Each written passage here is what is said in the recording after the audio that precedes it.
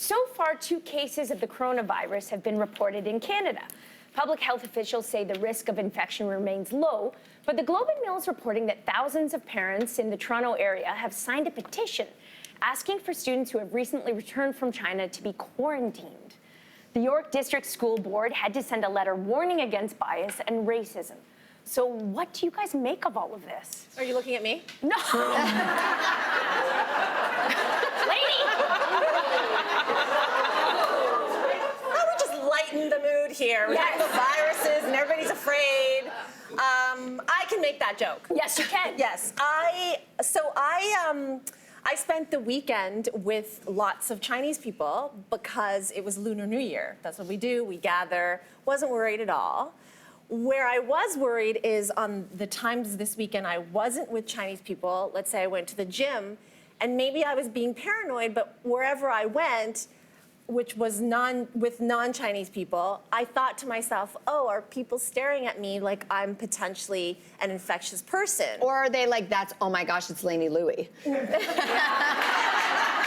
No, I don't look like this in at the gym, and I'm sweating, and my fluids are going all over the place. You're sweating in an exercise class, right? Sure. You have to use, and it's a class. Yes. There are 25 people in the class. In my mind, I was thinking to myself, what is the person running next to me thinking, and then what is the person who has to use the weights after me after we change rotations thinking? And I thought to myself, well, that sucks. Yeah. To be Especially if you Chinese. had a little bit of a cough. Yeah. Too. Which I didn't. Yeah. So I feel this. I obviously relate to this story. I also, when we move around the world, we all travel. You go on an airport. How many times out of 10 when you go to the airport or you're on an airplane and you see a person wearing one of those masks, how many times out of 10 is it an Asian person? It's really high, maybe 10 times out of 10. And I feel like we in Western culture laugh at those people. I know that Jacek certainly does. He can make that joke with me and he'll be like, look what your people are doing. Yeah. They're wearing those masks. Yeah. And I have kind of started to feel embarrassed about Chinese people in particular being known for walking around, moving around the world with a mask on. And lately I've been starting to feel like, hey, is that my own internalized racism? I don't want to be embarrassed of people from my culture. They're wearing masks. We have heard from, we have a producer who's Chinese, Andrea. She, at our morning meeting today, she was like, you know what? A lot of people wear masks from Chinese culture because they're being courteous. They're wearing masks because they want other people who come into contact with them to be like, hey, don't worry, I'm not going to cough on you. And even if I have a little cough, it's not going to get on you. So something that is being done for many, on the perspective or the part of many Chinese people as a courtesy, is being read as something to be made fun of. And then I've internalized it and kind of felt embarrassed about it. And so this is a real struggle for a lot of people, I think, who have a similar background as me. 100%. And listen, there's evidence to back that up. If we can go back to SARS, there were a lot of Chinese businesses, particularly in this city, who really were hit hard. People just stopped going into Chinatown because they were so scared of SARS. It's not without evidence to back up your feelings in all of this.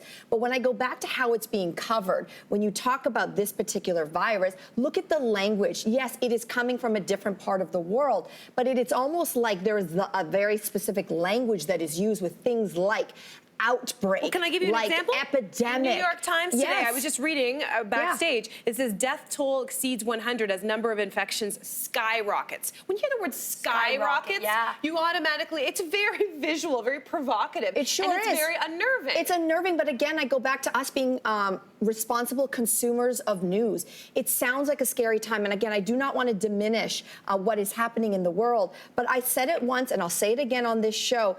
As Canadians, there is something that we should be worried about because it kills 3,500 Canadians a year, and it's the flu. And we don't talk about flu epidemic, flu pandemic. Hold on to your little kids. Hold on to your older parents. Look out for the older people. Put them on quarantine. We don't talk about that with the flu. And guess what? Those numbers are very real in this country. There was a lovely woman who actually just tweeted me before the show, and I was talking about it this morning on Your Morning, that guys, the masks and all the things, okay, sure, do whatever you need to feel better, but make sure you're getting a flu shot and making sure you're washing your hands. That's what all the experts say are your best course of action. And this mom tweeted me earlier today, and I don't know if we can pull it up so that I can read it for you. Her name is Jill. And sadly, she lost a young child to the flu. And she wrote, "Thank you for bringing up the flu during your chat on Your Morning today. 3.5 years ago, our son was one of the 3,500 Canadians who die from flu every year. We don't take it seriously enough, and good flu prevention will reduce risk for other illness." And she has her hashtag. Funny you say this. Let's just get very, very real about numbers and not get swept up in language that, quite frankly, is very xenophobic. Yeah. I mean, Facebook, who said, "I don't even think my children, one in grade 3 and one in grade 1, even know that the virus originated in China. It isn't even something that I thought to include when explaining they need to be extra cautious." And Irma, I think that you raise a really interesting point. And to those parents who are suddenly, again, I know it comes from a well-meaning place, you're worried, you want to protect your children, but I agree with you. At the same time, what that does to be saying, like, any students who are coming in from China, we want to have them quarantined, like, that sounds horrible. And I think it sends a really strong message across, and it starts to create this kind of panic based on race. And when you actually, and I'm so glad you brought that up, like, it's just like, I wonder how many of those parents, I hope they've been vigilant about giving the flu shot to their children. Yes. I hope they've been equally as protective about the more real concerns that are out there, rather than just isolating this particular well, can I get to something then? Yes, please, yes. Because we have a Facebook comment from Ruth. And Ruth says, "I understand where the fear comes from. I personally think to contain the virus as best as possible, there should be a travel ban on anyone coming into Canada from that area until there is control over the illness. It has nothing to do with racism."